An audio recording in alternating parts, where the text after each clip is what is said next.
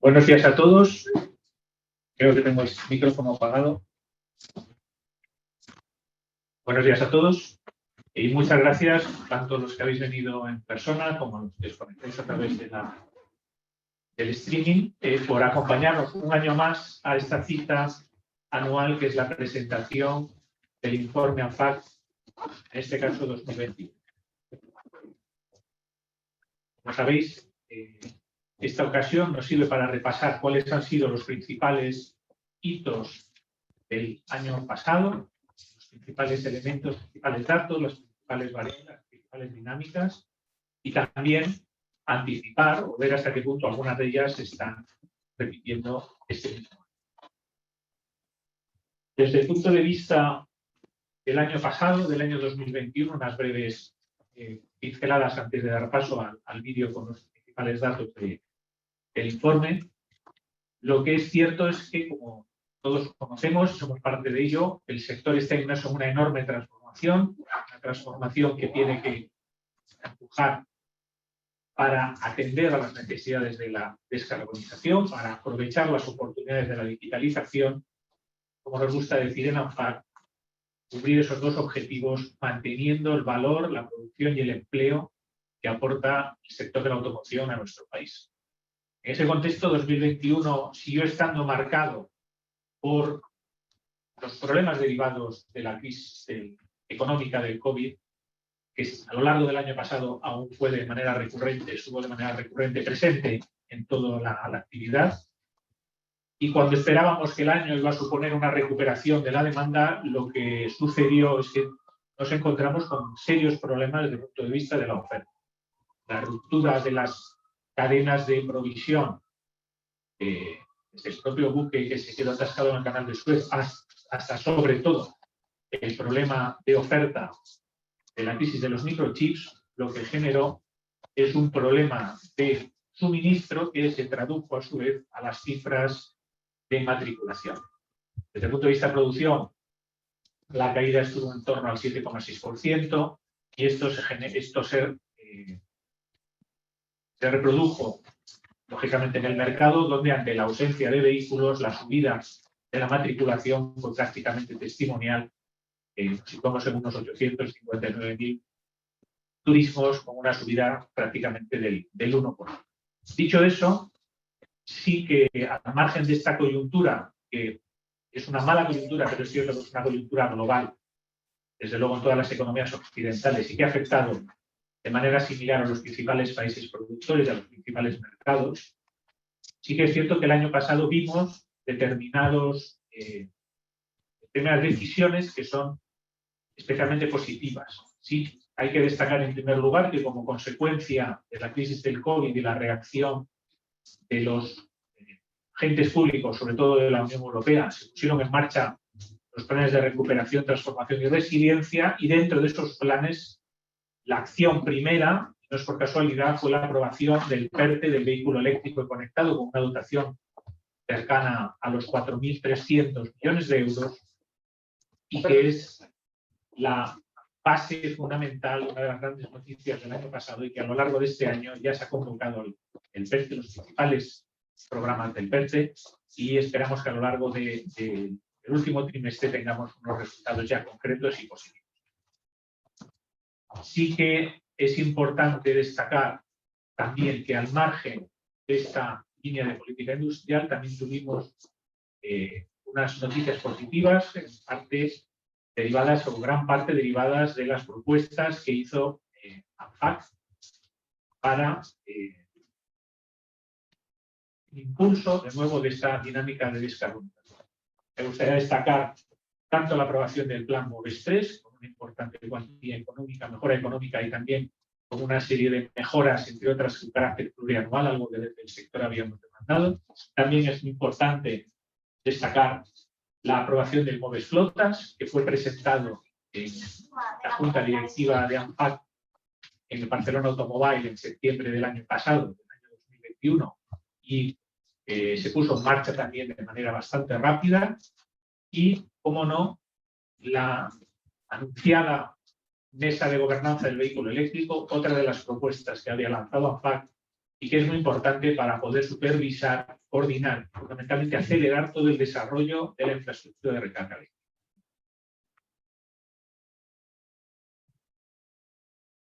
Desde otra óptica, desde una óptica algo más interna, ¿qué destacaría sobre todo de la actividad de ANFAC a lo largo del año pasado? En primer lugar, que hemos seguido con unos planteamientos positivos, propositivos, como repetimos en la descarbonización del sector de la automoción. Desde luego, lo único que nos falta es el compromiso del sector y la disponibilidad de vehículos electrificados en toda la gama, tanto turismos como vehículos comerciales, industriales y autobuses. Y ANFAC reproduce esa vocación de empujar y de acelerar del sector, traduciéndolo en forma de propuestas concretas de medidas. Destacaría algunas de ellas, como son, fundamentalmente, ¿hay problemas con el micro, perdona? Sí.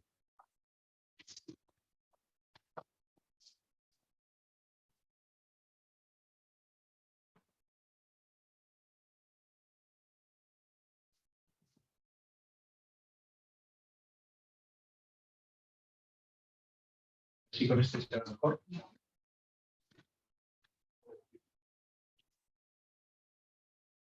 Destacaría varias de las medidas que propusimos el año pasado en ANFAC. Están todas las relativas a los mapas y objetivos de despliegue, tanto de puntos de recarga eléctricos como de hidrogeneras. El objetivo nuestro es, si tenemos una presión para alcanzar determinados niveles de descarbonización, es imprescindible que las infraestructuras de recarga tengan el mismo nivel. Y si no tenemos identificadas cuántas necesitamos cada año y dónde deben estar, difícilmente vamos a poder saber si avanzamos al ritmo adecuado. Por eso hemos dedicado mucho esfuerzo tanto a identificar las medidas necesarias para recarga eléctrica como las medidas necesarias para impulsar el hidrógeno para la adopción, como en identificar el número, la ubicación donde tienen que estar todas estas infraestructuras tan necesarias. Además de esto, destacaría también, como a lo largo del año pasado, hemos cambiado la forma en la que nos acercamos a la sociedad, en la que comunicamos todo lo que el sector ya está haciendo, y hay aspectos a destacar. En concreto, pasado celebramos el primer por ANFAC, celebramos también la primera convocatoria, la primera noche de los premios Impulso a la Movilidad Sostenible, lo que creo que es un evento que se va a consolidar como uno de los importantes eventos del sector. Y en los medios en los que nos acercamos a la sociedad, creo que también es destacable que lanzamos nuestra primera campaña de difusión y de comunicación de lo que hace el sector, intentando acercar la realidad de nuestro día a día a la percepción pública, como fue la campaña Tú nos mueves, y el uso de herramientas nuevas, como por ejemplo los podcasts de ANFAC, Mobility Talks, que por cierto están teniendo una muy buena repercusión y que recurrentemente seguimos publicando distintos números o tratando distintas temáticas, fundamentalmente para aquel que tenga interés en cuál es la automoción, cuál es la movilidad, tanto la de hoy como sobre todo hacia dónde va. Bueno, todos estos aspectos son los que yo resaltaría del año pasado, al margen de los números que luego veamos, y lo que vamos a centrarnos ahora es sobre todo ver los principales datos que recogemos.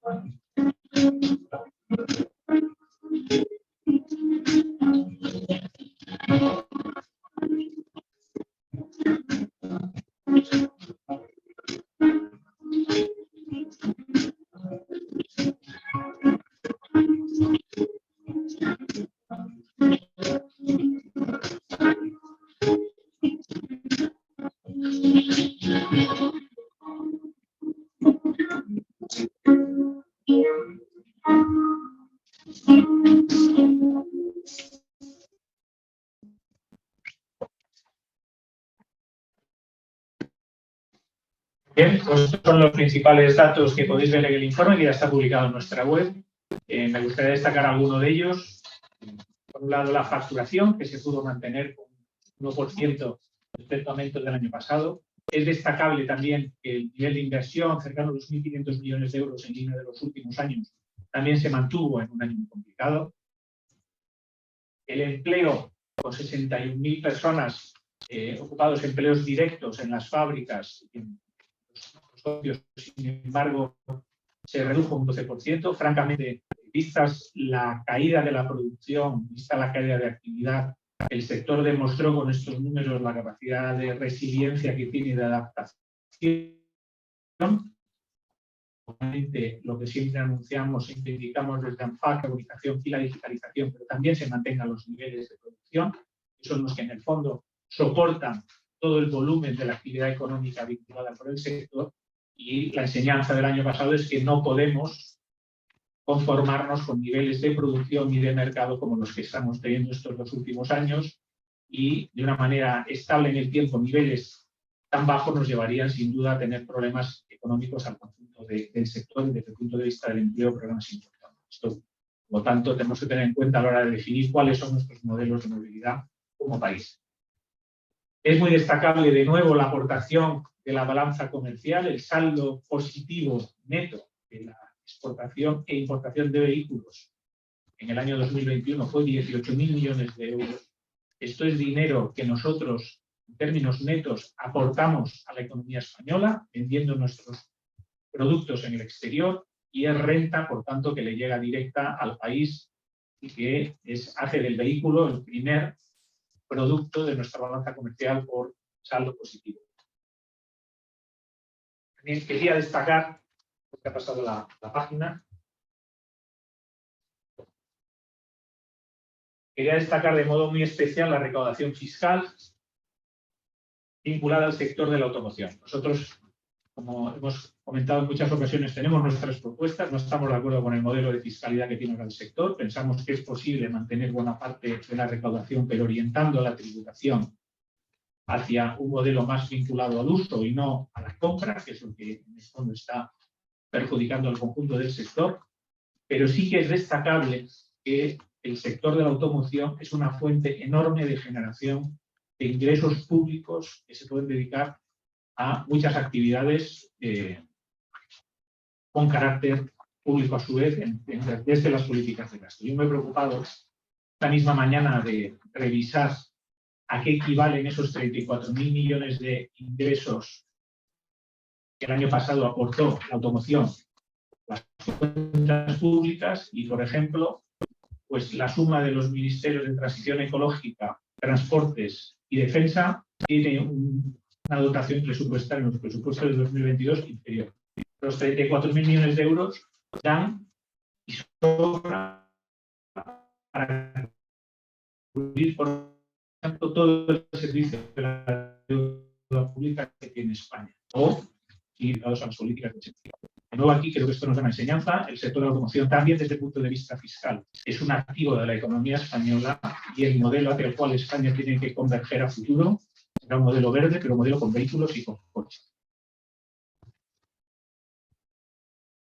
A pesar de, como digo, de las crisis del año pasado, la realidad es que los problemas del sector son problemas europeos, son problemas globales y seguimos siendo un referente. Seguimos manteniendo el segundo puesto en la producción mundial. A finales de año éramos el noveno productor, el segundo europeo, el noveno mundial. Es cierto que con Brasil cada trimestre, creo que en el primer trimestre de este año hemos vuelto a recuperar el octavo puesto, pero lo importante, como digo, es el impacto económico, el impacto en empleo y el impacto social que tiene el sector de la automoción. Se ha mantenido y sigue siendo un activo de la economía y un activo en todo lo relativo a generación de empleo, recaudación pública, exportación, innovación e inversión.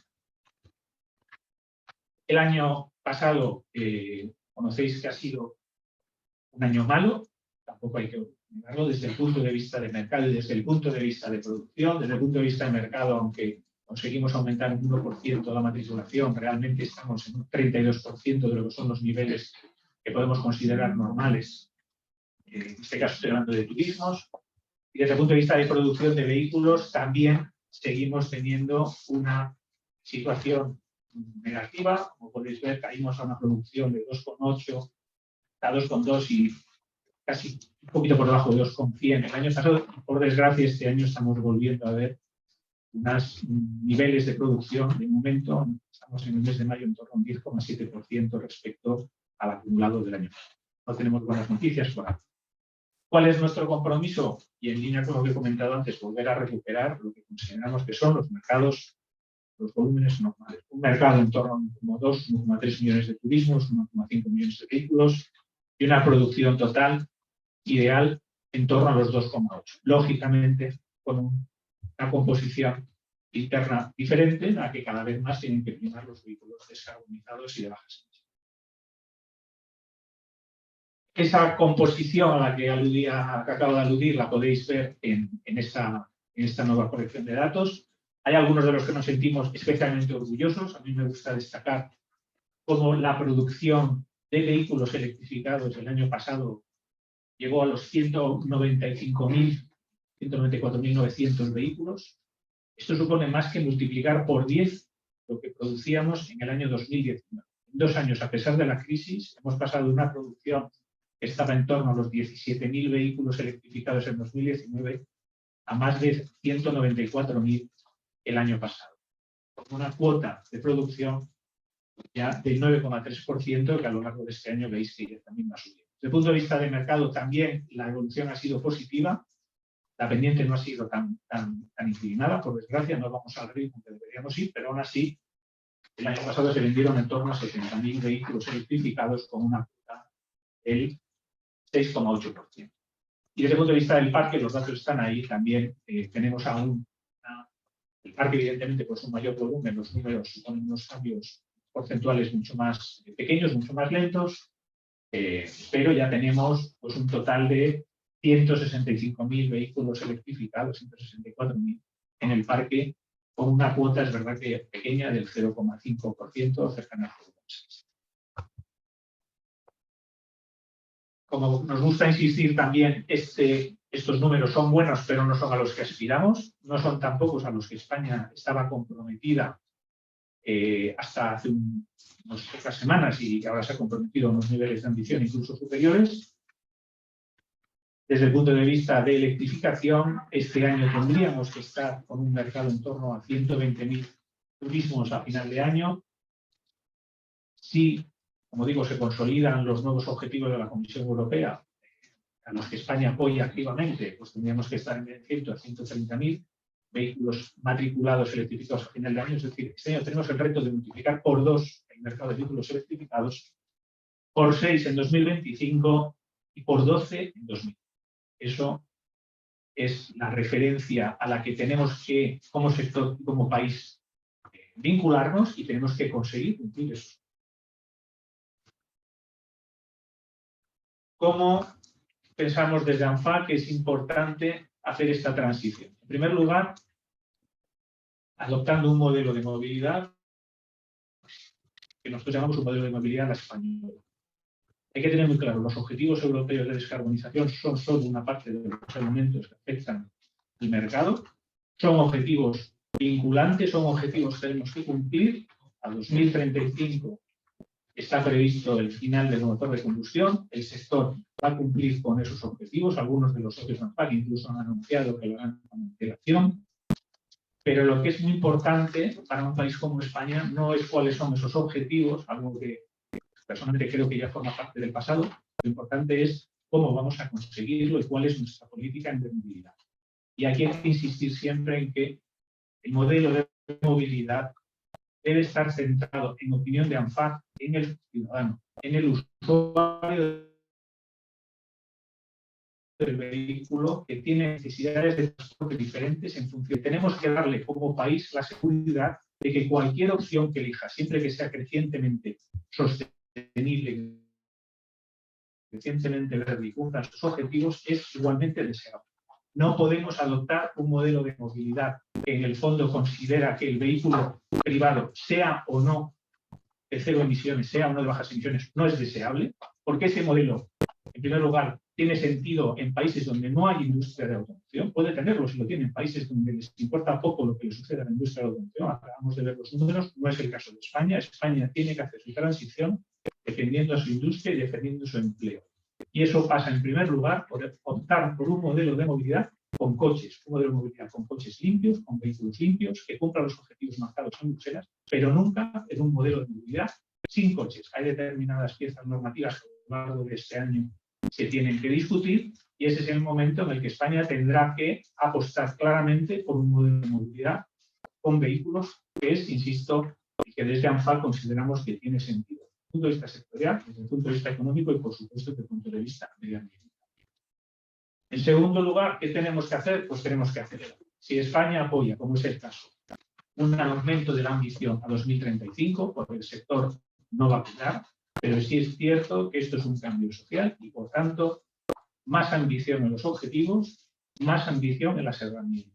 Esto se traduce en que las herramientas de apoyo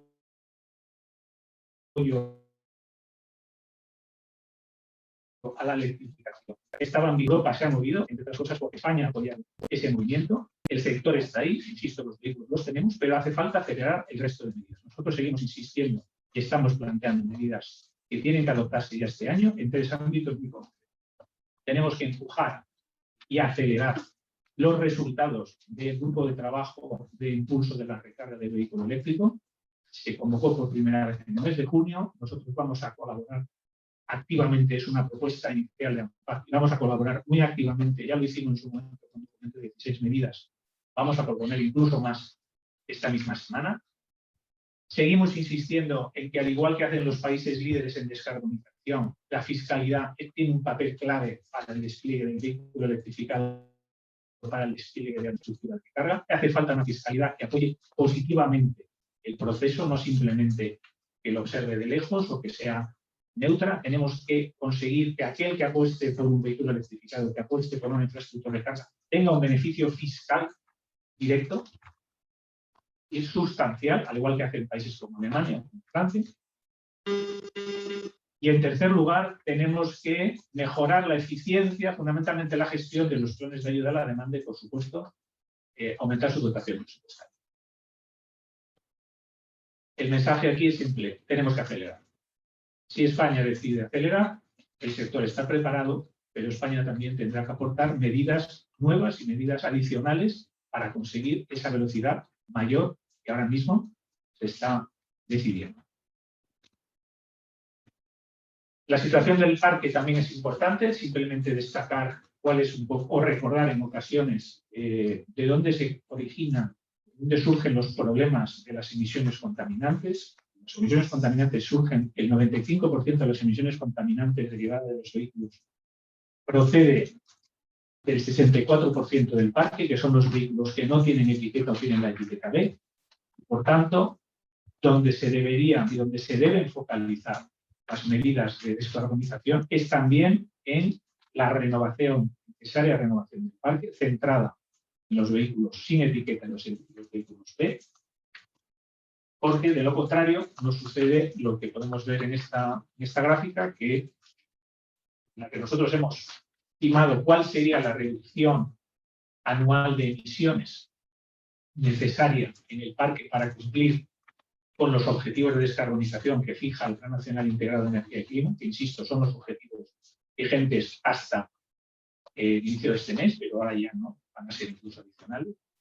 Pues bien, nosotros para cumplir con el Plan Nacional Integrado de Energía y Clima estimamos que la reducción de emisiones del parque tiene que ser anual del 3,6%. En el informe podréis ver que los nuevos vehículos puestos en el mercado aportan una reducción en torno entre el 6 y 7% de las emisiones, es decir, desde el punto de vista de flota de entrada de nuevos vehículos al mercado, sí estamos incluso por encima de esos porcentajes, pero el aumento de la edad media del parque lo que hace es que ese esfuerzo no se traduce en una bajada significativa del total de emisiones, porque no somos capaces de renovar el parque o no hay medidas que ayuden a renovar. Sean planes de impulso de demanda, sean fiscales, sean de varios tipos, pero tenemos que ser conscientes de que ese problema, si no lo resolvemos, es difícil que alcancemos la reducción. Es importante apoyar la transformación industrial.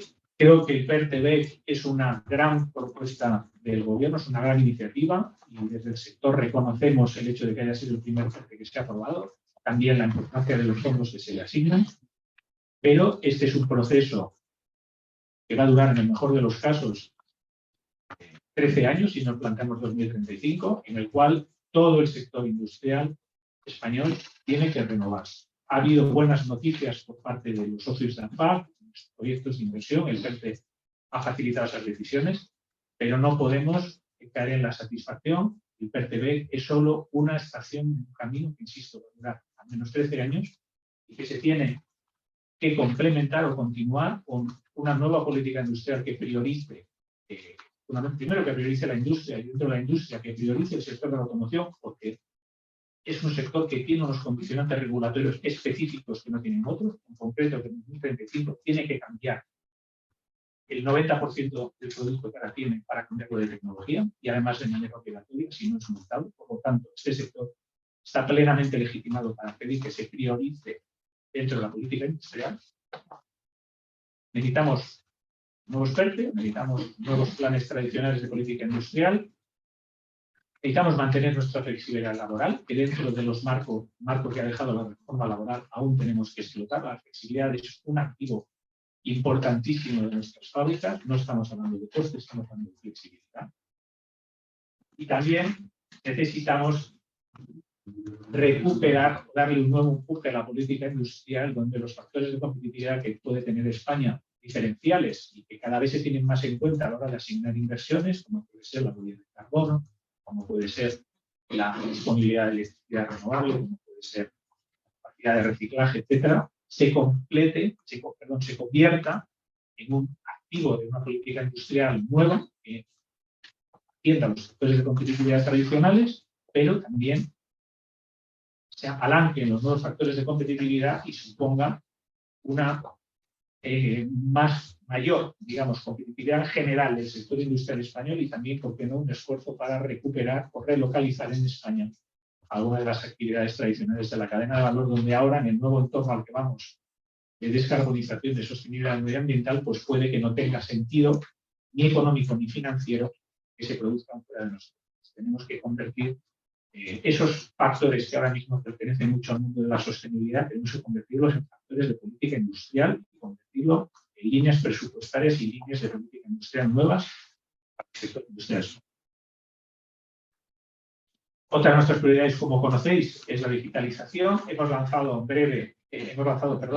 la semana pasada el primer informe sobre el vehículo conectado y autónomo, donde lo que pretendemos desde ANFAC es poner de manifiesto, igual que dijimos en el plan Auto 2040, que esta era la vía de crecimiento de valor mayor que tenía el sector a futuro. Vamos a seguir dando pasos para intentar conseguir que esa oportunidad se convierta en realidad. Para eso lo primero que hacía falta, de nuevo, en la línea de lo que estamos diciendo como ANFAC, es medir, saber dónde estamos y a partir de ahí plantearnos objetivos, como son, por ejemplo, todo lo relativo a conseguir que la circulación de vehículos autónomos sea una realidad en España desde el punto de vista regulatorio el año que viene y, por tanto, tengamos una normativa al mismo nivel que Alemania o Francia, que son los países más avanzados en Europa en esta materia.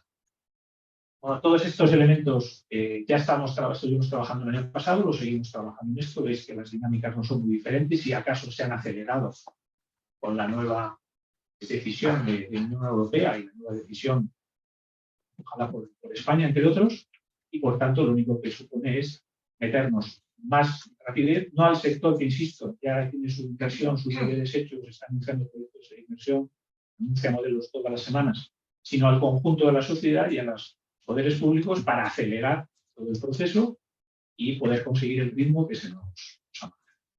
Esos son los principales datos y muchas gracias por vuestra asistencia y cualquier pregunta que tengáis. Vale, muchas gracias. Ahora iniciamos la rueda de preguntas. ¿Alguien? ¿Pablo?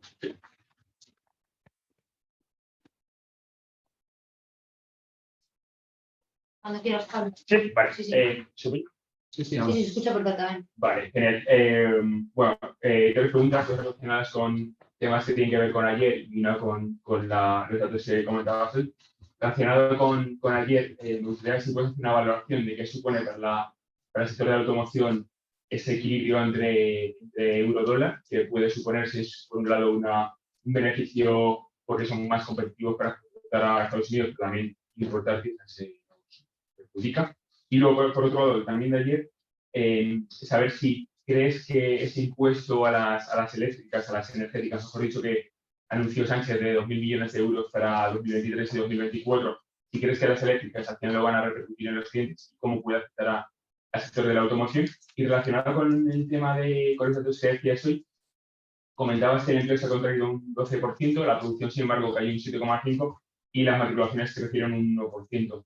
El empleo ha caído más que la producción y, evidentemente, ganas de las matriculaciones. Si puedes hacer más o menos un balance, no sé si es que hemos perdido ese colchón que se tuvo en 2020, en 2021 ya se perdió y pues, siguió más empleo que la caída de la producción. Gracias. A ver, respecto al primero, a la paridad euro-dólar, mira, esa no me la esperaba.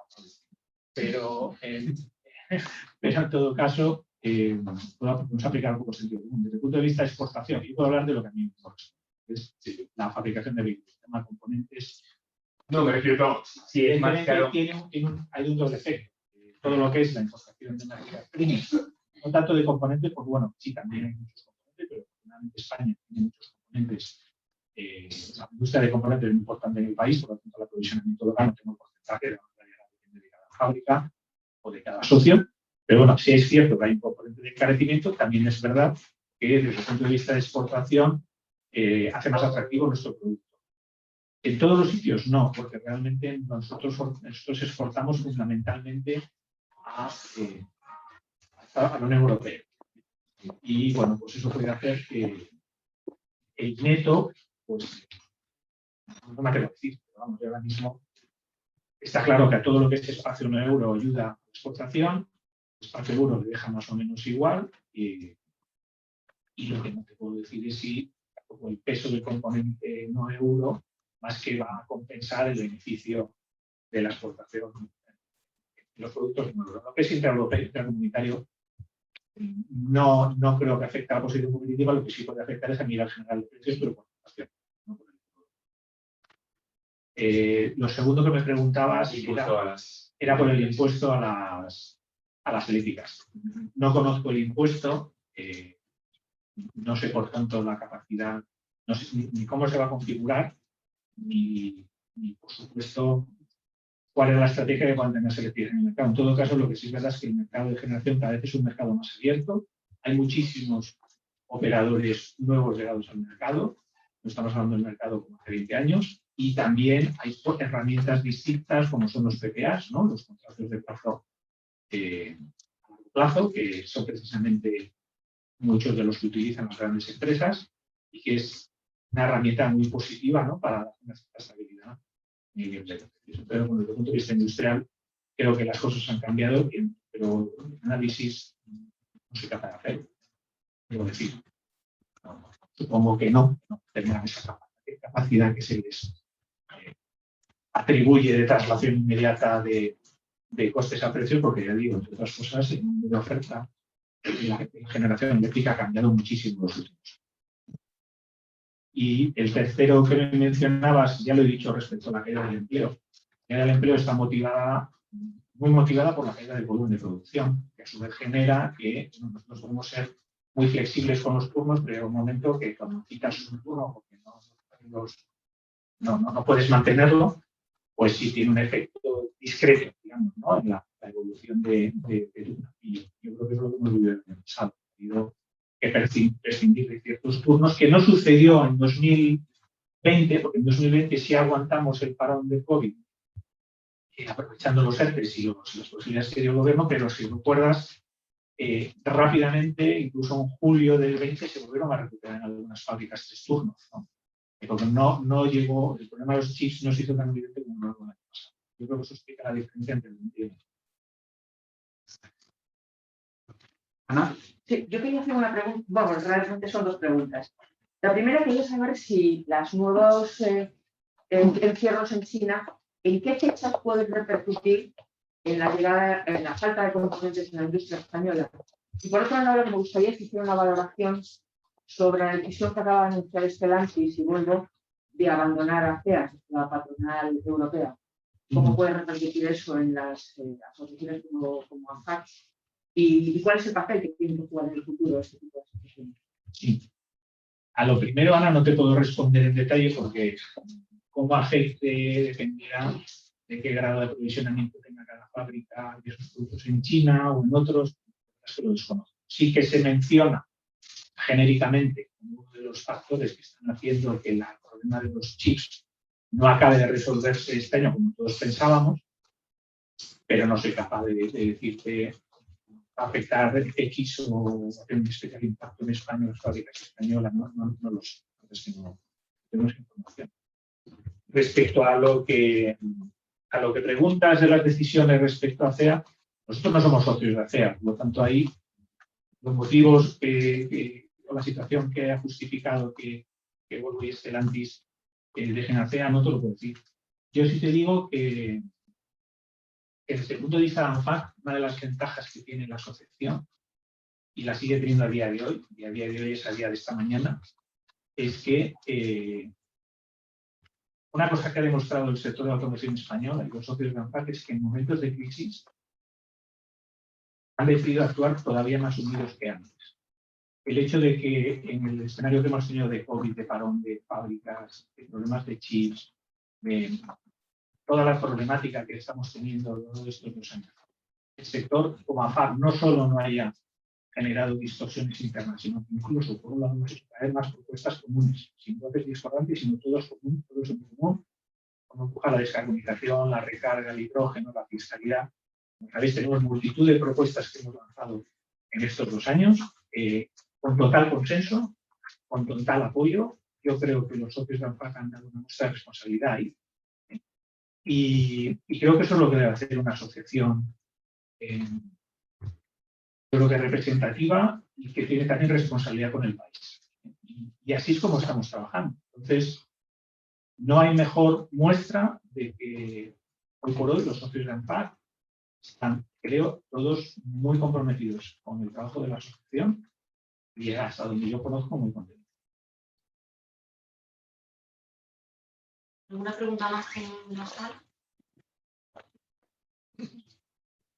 Tenemos una pregunta de Pachi Fernández, de ABC, que dice que si la inflación va a ser una nueva piedra para recuperar los objetivos de producción y venta este año. Sí, claro que sí. Pero para toda la actividad económica. O sea, un escenario de inflación, para empezar a generar incertidumbre, disminuye la renta disponible de los compradores y, lógicamente, en bienes de inversión duraderos, como es el caso del automóvil, pues tiene un efecto diferencial. Pues sí que va a generar. Claro. No bueno. Y tenéis también mucho la subida de tipos de interés precisamente para contra esta inflación, la posible subida. Y yo creo que la oscilación de tipos de interés en una economía con unos ciclos más o menos normales no es algo per se negativo. El problema es cuando nos metemos en una dinámica de recesión. Ahí sí que la actividad económica no está creciendo y los tipos, por motivos de política monetaria o de inflación, nos llevan a una situación de recesión, incluso esta inflación, evidentemente ahí no ayudan tampoco. Entonces, por eso yo creo que el objetivo que tienen, desde luego, todos los ministros de Economía, lo que estoy oyendo, es intentar evitar un escenario ya no siquiera de depresión, sino de esta inflación, ¿no? Porque ahí es cuando una subida de tipos, que además seguramente es inevitable, pues efecto cíclico negativo. Estamos esperando que eso no suceda. Si sucede, pues como el resto de la actividad económica, pues tendremos más problemas. Es cierto que hay una demanda retenida. Es cierto que llevamos 2 años sin renovación de parque de vehículos. Y esa demanda se ve, pues, sin ir más lejos, en la competencia del mercado de vehículos usados. En la importación de vehículos usados también que ha aumentado.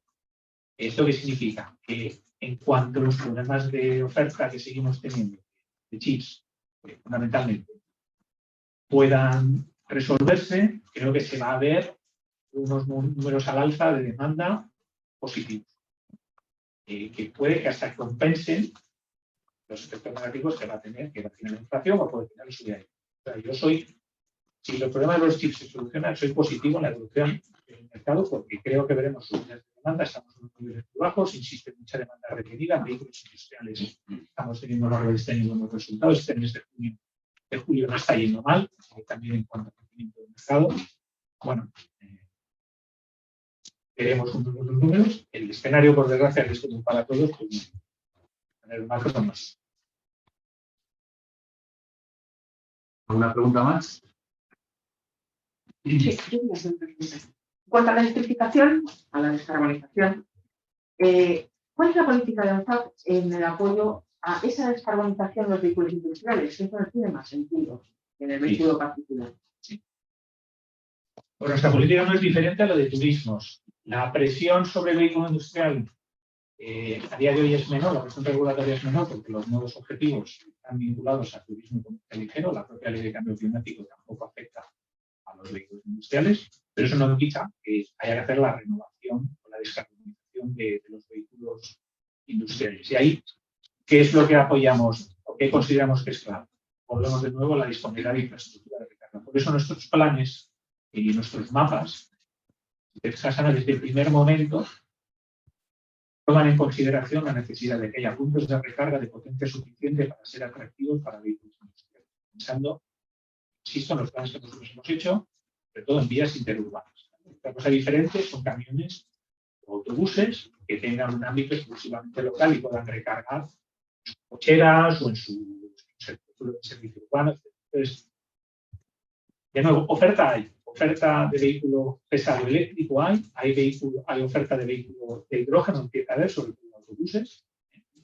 Entonces, nuestra posición es planes de demanda más agresivos que ayuden más a esa renovación. El caso del MOVES, yo creo que este año hemos visto, el año pasado vimos unos aumentos de cuantía para vehículos industriales muy interesantes, muy potentes. Seguimos insistiendo en que el tema de infraestructura de recarga es clave, si no es clave para un turismo, mucho más para un usuario profesional. Y entonces, por eso insistimos en que en los mapas, en la posición de España ante el reglamento de infraestructuras alternativas que se está discutiendo en Bruselas. Necesita el ácido. Necesitamos ser más agresivos, porque además España, al igual que lo sucede con la automoción, para España el transporte profesional, el transporte pesado es muy importante a la hora de sacar nuestros productos a Europa. Y, por tanto, de nuevo, si no tenemos infraestructuras de recarga ambiciosas y potentes en el territorio, no llegaremos a cumplir y generaremos un perjuicio económico. Y lo mismo hemos hecho con el hidrógeno. El hidrógeno es cierto que está por llegar, pero el motivo por el cual nosotros el año pasado publicamos el mapa, publicamos las medidas para usar el hidrógeno renovable, es porque, uno, considerábamos que la hoja de ruta 2030 en el gobierno era insuficiente, era poco ambiciosa, y segundo, porque sí que podemos tener en España un hidrógeno renovable potente, y uno de esos factores de competitividad que mencionaba antes, o la generación renovable que nos permitiría, cuando esté en precio, tener mucha producción propia, y ahí lo que insistimos es, oye, no podemos permitirnos que nos pase en hidrógeno, y en hidrógeno era lo que nos ha sucedido en recarga. Y por tanto, aunque no haya una presión enorme de mercado, que los vehículos casi no estén ahí, nosotros como ANFAC tenemos la obligación de facilitar esa transición y ponemos el mapa, las medidas de hidrógeno. Líneas de apoyo, líneas de apoyo a la recarga y, como siempre, también fiscalidad. Fiscalidad, insistimos en que toda la transición a vehículos de este tipo industriales pues tenga más apoyo fiscal. No es muy difícil a turismos y comerciales. Lo que es distinto, como sabes bien, es el cliente. Es otro cliente muy distinto que, entre otras cosas, está utilizando esa herramienta que es el camión para competir con otras empresas. Por tanto, tienes que conseguir que ese coste total de operación sea competitivo, porque si no, por mucha sensibilidad sea en la mitad que tenga, no te va a comprar. Claro. ¿Qué previsiones tenéis para 2022 de matriculación y producción? Pues de matriculación pensamos que podemos estar en 800, 830, no más. No más. Producción es difícil porque la producción ahora mismo, con los problemas de suministro de chips, una semana ves que las fábricas activan un turno, una activa un turno, la otra lo desactiva. No hacemos previsiones de producción por eso. ¿Vale? El plan MOVES, si hacemos las cosas bien y aceleramos al ritmo que hemos dicho que vamos a acelerar, sí se nos va a quedar corto. Por eso nosotros queremos que haya más recursos y que además cambie, mejore la eficiencia de gestión del plan. No estoy hablando necesariamente de más ayuda unitaria, ¿vale? Estamos hablando de cómo se gestiona el plan, que sea más sencillo para el usuario, que recupere el dinero antes, el tratamiento fiscal de esa subvención. Pero sí es cierto que el plan MOVES actual, que el año pasado se presentó de una forma muy atractiva y que nosotros valoramos muy bien, porque tiene más importe y tiene una serie de mejoras, para el año 2023 no va a valer. ¿Por qué? Pues porque los objetivos que teníamos cuando se aprobó el MOVES el año pasado no son los que tenemos. Entonces, tenemos que trabajar para que se quede corto. Si no se queda corto, mala señal. Es lo que nos estamos diciendo. Si no se queda corto, es que no vamos a cumplir. No estamos haciendo las cosas. ¿Sabéis cuántos fondos se han comprometido ya? De memoria no te puedo decir, porque lo publica recurrentemente. Sé que hay comunidades donde se han agotado y se les ha vuelto a y a la dotación, que son las que más tiran de mercado, y creo que Valencia es otra, En nueve Cataluña total. y 9, ¿no? Pero vamos, de memoria no te puedo decir. ¿Hay conversaciones sobre este cultivo para una posible inflación? Nosotros tenemos propuestas presentadas para mejorar la eficacia de los planes MOVES, como tenemos propuestas mejoradas para acelerar la infraestructura de recarga y propuestas mejoradas para tener una fiscalidad positiva. Y lo que sí que insistimos en que si esas propuestas tenían sentido hace un mes, ahora lo tienen, ese sentido multiplicado por dos. Porque España ha decidido que quiere acelerar el ritmo y nosotros necesitamos que el entorno, insisto, nosotros estamos preparadísimos, los vehículos los tenemos todos. La inversión está hecha, estamos anunciando nuevas inversiones. Pero hace falta que el resto del entorno también se mejore fiscalidad, planes de demanda, se coordine y sobre todo se ejecute rápido la implantación de infraestructuras de recarga. Yo creo que hace falta políticas de comunicación, de sensibilización, igual que hay, por ejemplo, para autoconsumo. He hecho falta ese tipo de políticas de comunicación y sensibilización, incluso desde el punto de vista institucional. Creo que el sector público, como usuario final de vehículos electrificados, tendría que dar mucho más ejemplo de lo que está dando. Sí, hay un montón de asuntos que, si de verdad esto es una prioridad, como es, pues nos lo tenemos que creer y tenemos que acelerar. Y no puede el sector solo tirar el proceso. Una última pregunta y cerramos. ¿Hay alguna por aquí? No, tengo yo una de Pachi Fernández también de ABC, que dice que en los objetivos figura un mapa de puntos de repostaje de hidrógeno. Si ya ya es deficiente el sistema de recarga de puntos públicos, ¿cómo se valora que a esta altura no haya dónde repostar hidrógeno en España? Lo que valoro mal. Valoro tan mal eso como que los puntos de recarga tengamos unos 13.300, ahora mismo, 14.300. 1.300, cuando nosotros estimamos que a final de año tiene que haber 40.000. Y el año que viene unos 70.000 de puntos públicos. Y lo que valoro incluso peor es que no haya una lista de un objetivo anual como país en el que sepamos si queremos que este año haya 30.000 de recarga eléctrica y 30 de hidrógeno y el año que viene 70.200 de hidrógeno. Nadie en España sabe cuál es el objetivo de puntos de recarga ni de hidrógeno, ni para este año ni para el que viene. Ni para el siguiente, ni nada. Como mucho hablamos todo de 2030. Eso es insuficiente. Esa manera de hablar de esa reivindicación la tenemos que desterrar.